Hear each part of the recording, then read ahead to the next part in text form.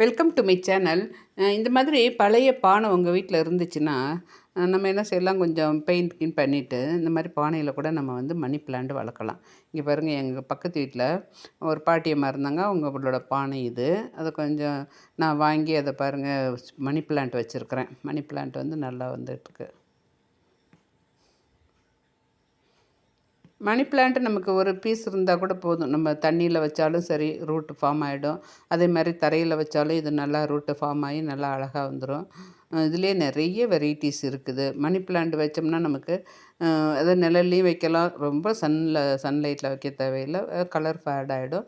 இந்த மாதிரி நிழலில் வைக்கலாம். சின்ன சின்ன பாட்டில்கள், சின்ன சின்ன இது தொட்டி, சின்ன கொட்டி தொட்டிங்க, அந்த மாதிரி தொட்டிங்கள்லேயும் அழகுக்காக வீட்டில் எல்லாம் வைக்கலாம். அதோட இதை வந்து நம்ம கிளையை கிள்ளி தண்ணியில் அப்படியே டிப் பண்ணி அந்த ஸ்டெம் வந்து படுற மாதிரி வச்சு, ரொம்ப உள்ளுக்கு வைக்காமல் அப்படியே மேலே வச்சுருந்தோம்னா அதுலேயே ரூட்டு ஃபார்ம் ஆகிடும். அப்புறம் எடுத்து நம்ம கீழே கூட வச்சுக்கலாம். இல்லை நம்ம தொட்டிலேயே அடிக்கடி தண்ணி மாற்றிட்டு அந்த சின்ன பாட்டிலேயே சின்ன அந்த நம்ம எந்த கப்பு இந்த மாதிரி எதுலேயே வைக்கிறோம் இல்லையா, அந்த கப்பில் உள்ள தண்ணியை மட்டும் அப்பப்போ மாற்றிட்டு அந்த செடியை வச்சோம்னா மணி பிளான்ட்டு நல்லா வரும். நம்ம வீட்டுக்குள்ளார வைக்கிறதுக்கெல்லாம் சின்ன சின்ன வாஸுங்க, அதே மாதிரி சின்ன நமக்கு கப்புங்க, சின்ன கூஜா, நம்மக்கிட்ட வேஸ்ட்டாக இருக்கிற பாத்திரங்கள் அதில் கூட வச்சு அழகாக வைக்கலாம்.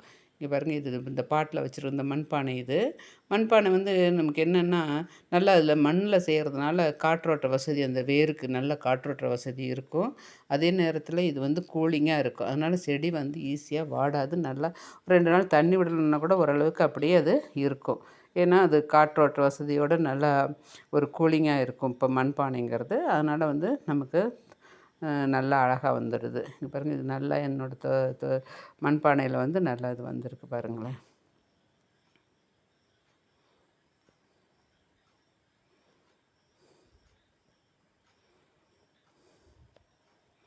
நான் இந்த மண்பானையை வாங்கி கொஞ்சம் பெயிண்ட் பண்ணிக்கிட்டேன். ஏன்னா அது ரொம்ப பழசாக இருந்தது. இப்போல்லாம் யாருமே இதை யூஸ் பண்ணுறது இல்லைல்ல. அந்த காலத்தில் இது யூஸ் பண்ணிக்கிட்டு இருந்தாங்க. அடுக்கு பானையாக வச்சு அந்த பாட்டி ஒன்று வச்சுருந்தாங்க. அதை எனக்கு கொடுத்தாங்க, நான் தோட்டம் வச்சுருக்கிறதுனால. அந்த பானையில் கொஞ்சம் க்ளீன் பண்ணிவிட்டு மேலே கொஞ்சம் பெயிண்ட் பண்ணிவிட்டேன். இப்போ பார்க்குறதுக்கு நல்லா புதுசு மாதிரி இருக்குது. 4 பாட்டு கொடுத்தாங்க, 4 பானை கொடுத்தாங்க. 4 பானையும் நான் அப்படி தான் க்ளீன் பண்ணி ஒவ்வொரு செடி வச்சுருக்கிறேன். இது மணி பிளான்ட் வந்து நல்லா வந்திருக்குது. இலைகள்லாம் பாருங்கள் எவ்வளோ ஃப்ரெஷ்ஷாக இருக்குதுன்ட்டு.